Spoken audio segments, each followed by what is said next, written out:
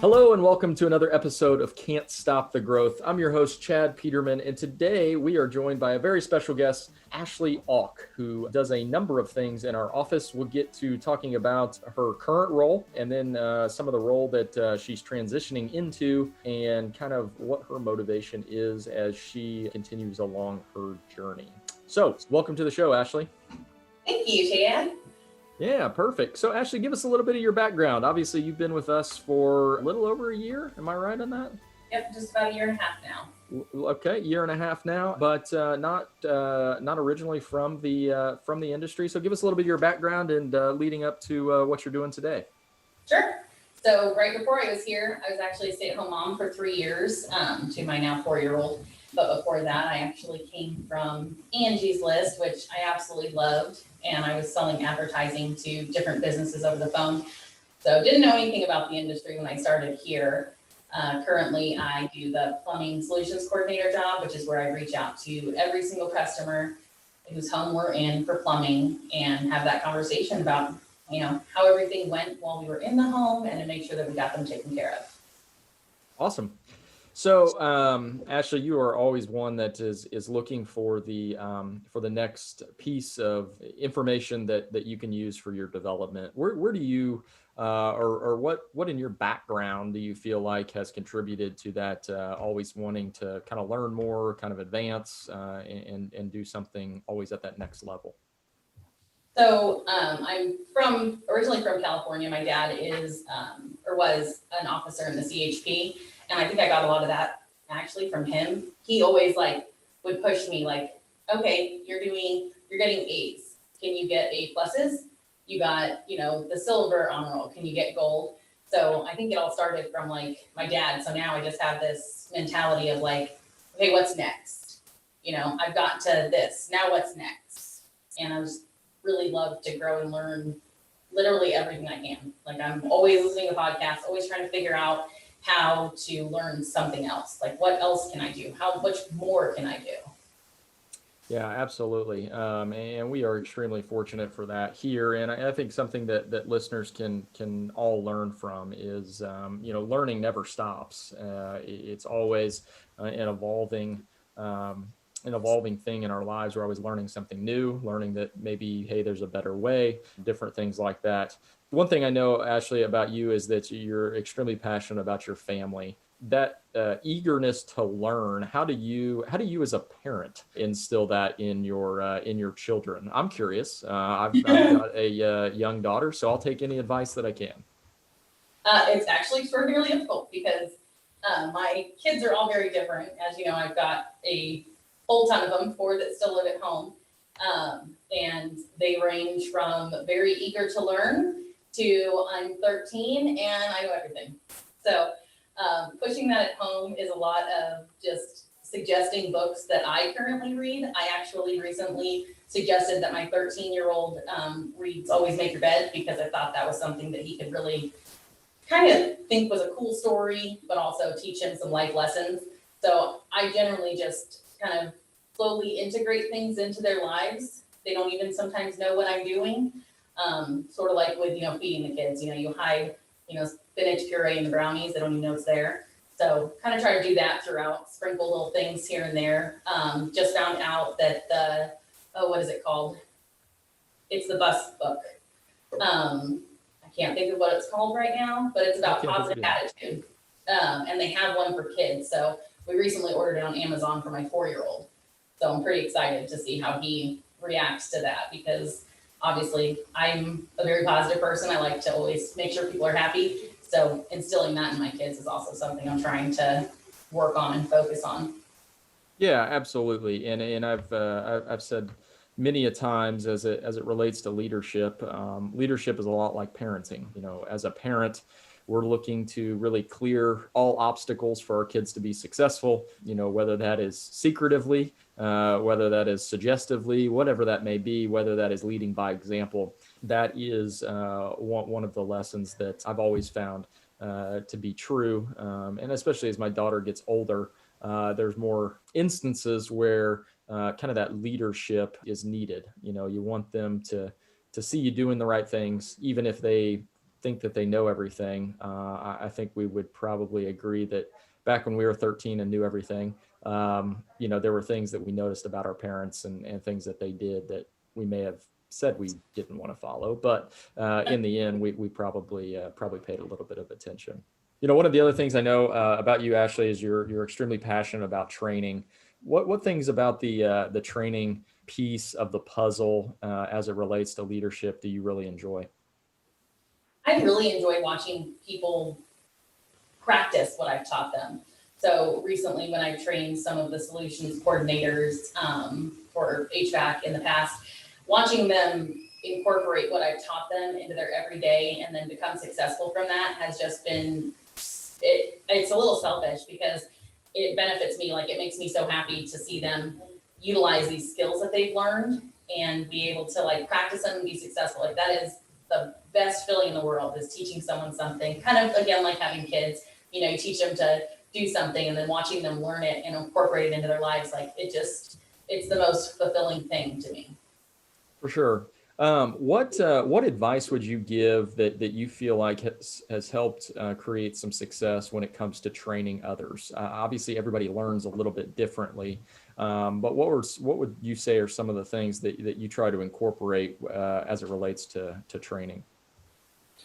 So I try to actively listen. I think and continually learn, of course, but I think listening to what people are actually asking you, because I think sometimes someone will ask you a question, but their question isn't really the straightforward question that they asked you. They have more that they need to know behind that, sort of like what we talk about here in the why behind, this is how we do things, and here's why we do things. So that, I think, is the biggest piece of the puzzle that I know I've learned and that I hope to, portray to everyone else. I'm going to listen actively. I'm going to hear what you're telling me, and I'm going to break it down until we make sure that you understand every piece of what I'm trying to tell you. Yeah, I think that's a great point, is, the difference between listening and hearing somebody's problem. A lot of the times those are surface level problems. There's something there that's deeper, more deeply rooted, that is the cause of the confusion or the inability to follow a process or whatever it is. There's something there that is preventing them, and I think digging deeper and asking those, well, tell me a little bit more about that, or explain that to me in your own words, or whatever that line of questioning is, that allows them to open up and to really understand what is going on.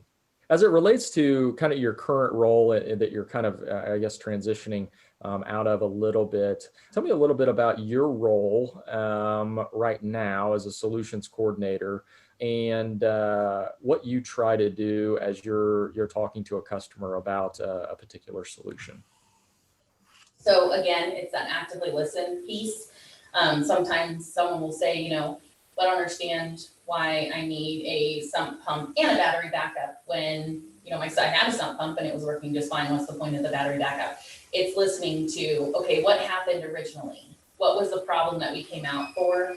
How did we fix that problem? Did we fix that problem? What do we need to make sure that problem doesn't happen again? So I think a lot of it is just truly listening to what the homeowner is telling you, because sometimes they're telling you something just because they don't understand fully, or they say, no, I'm not really interested in doing this. And when you start having that conversation of, okay, absolutely, do you mind explaining that to me? Like, why wouldn't you want to go with this solution?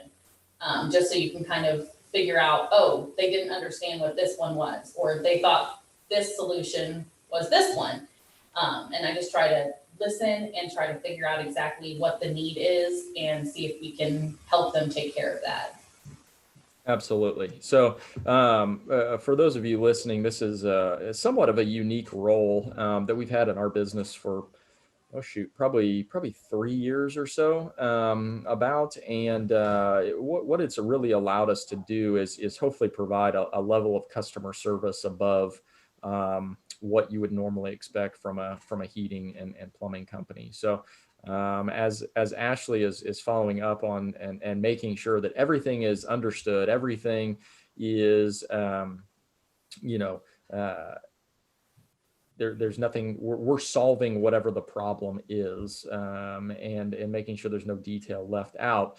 The real hope there is educating our customers.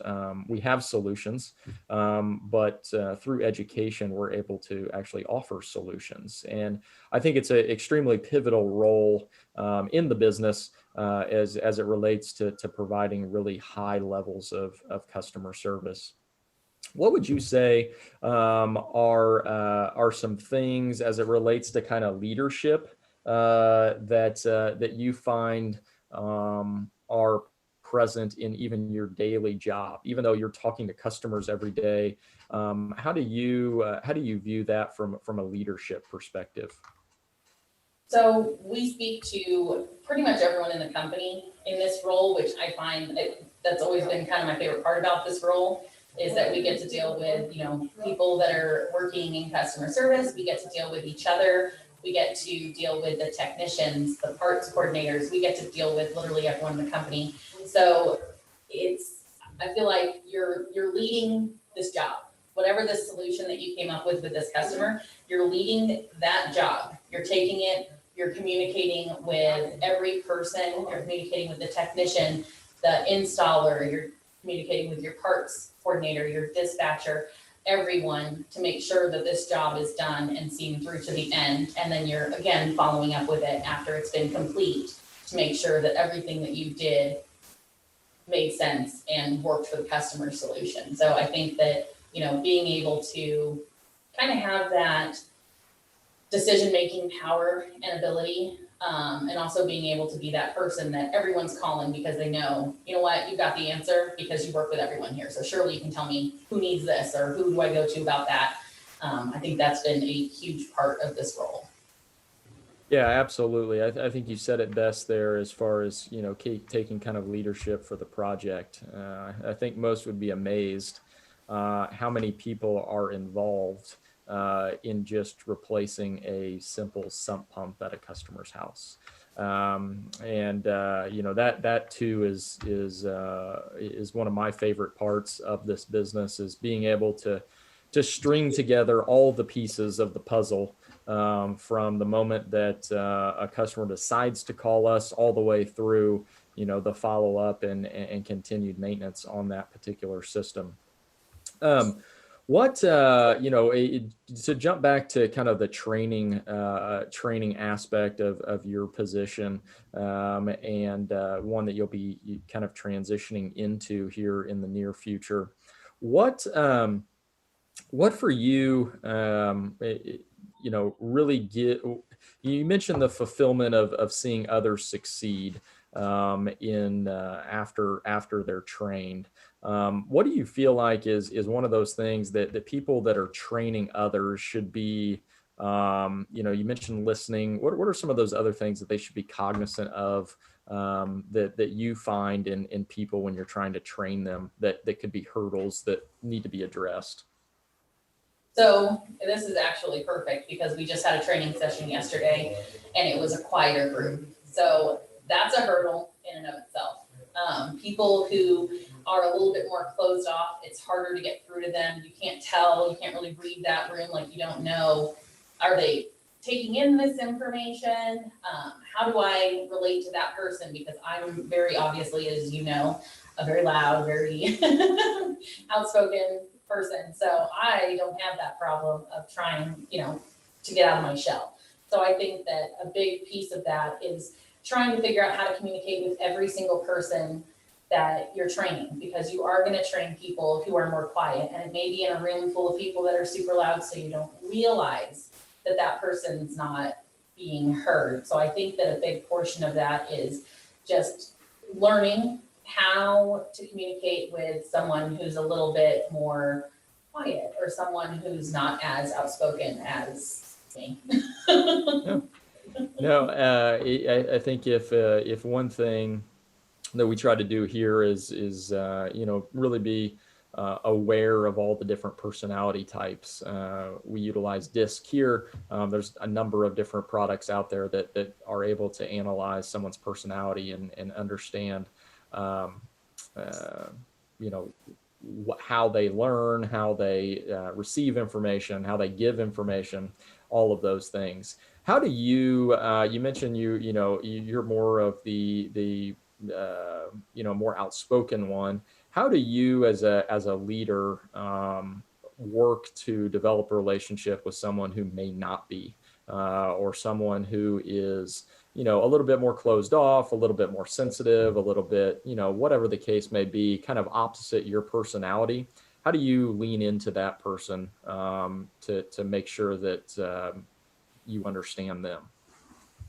So I think a lot of it is finding some kind of common ground. So most people here have children, or everyone has parents.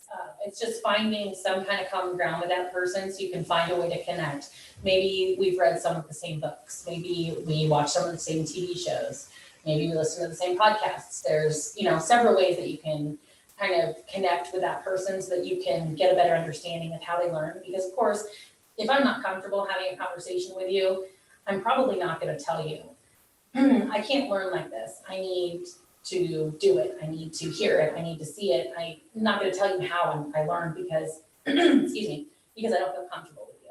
So I think finding that common ground is extraordinarily important. Being able to say, all right, raise your hand if you have any kids. Like, who has kids in here? Okay. Who has read this book? I think just finding something that you guys can communicate or have that commonality with really helps break down some of those barriers. Yeah, I think you're extremely spot on with that. I think as it relates to that is we often talk a lot about around here is the role that ego plays in leadership, and the ability to level with somebody, especially in a training perspective, because at the end of the day, you have the information, they don't. You've got to somehow convey that to them.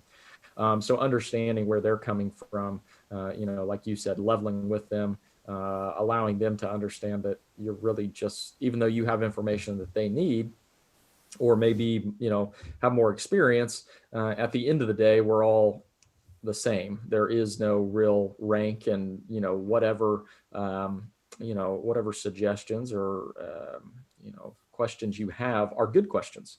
And that's how we're ultimately going to get to a solution. You mentioned some podcasts, some books, even gave us a couple of recommendations. What are some things that you personally have been working on as it relates to? I was having a conversation with somebody this morning about, it's one thing to read a book, it's another thing to put it into play. We can all read books, that's wonderful. We can all listen to things, but until we put it into play, it's really kind of useless. What are some of those things that you're putting into play right now that you're working on that are helping you improve? So I try to always focus on having a positive attitude. That's been something that I have always, kind of my whole life, been working towards. Here recently, I've been working on having a positive attitude and letting things go. I've read the 4 Agreements probably 4 times at this point, maybe 5. And that's a book about just kind of learning to let it go. Recently, I had a house fire. I could sit here and be like, ugh, I live in a hotel because my house caught fire and it was terrible. Or I can just be like, my house is going to get rebuilt. I'll have it eventually. And for now, we get a pool every day. For now, we get to just kind of have a little bit more closeness with our family because we're on top of each other. But I think, working on positive attitude, working on letting things go, that's been something that I have been actively practicing. And I think it's very important for every single person to do, not just, me, not just you, anyone, everyone, not just at Peterman, everywhere, like letting those things go. Things happen. You just have to roll with it. It's out of my control. I didn't know that I was going to wake up on a Tuesday to my house being on fire. Like, I can't control that. So I'm going to work on not worrying about things that I can't control. I'm going to make sure that I stay positive because maybe someone's having a bad day and I can say, you know what? It's okay, I'll get over it. Like, things will happen. Here's how we can fix it. Like, what part of that did you have control over? okay, how do we make sure we don't do that again in the future? If you had control over what happened, let's make sure we don't do it again. Here's how. So I think that that's been something that I've been actively working on and reading and listening to, different things to try to kind of incorporate into my life. Yeah, that is something extremely important for those listeners. Yeah, obviously, I can personally attest to your mental strength during this tough time for your family. As I remember when someone told me that had happened, and just your overall attitude is something that I don't know that if someone didn't know that they would know that something that catastrophic was going on in your life. And I think that comes down to also an understanding that you own the outcome of your life. While there are things that you can't control a house fire. A lot of empowerment comes by you saying, that's fine. However, I'm going to make the best of the situation. This is what I have. So I'm going to make the best of it. And it's when we are able to do that is when we truly see progress. If you were to sit there and sulk about the situation and woe is me, and well, you're not going to go anywhere. More than likely, you're going to take a step back. And I think for anybody, what you've seen during this time is you're taking steps forward. You're moving forward. Things are happening.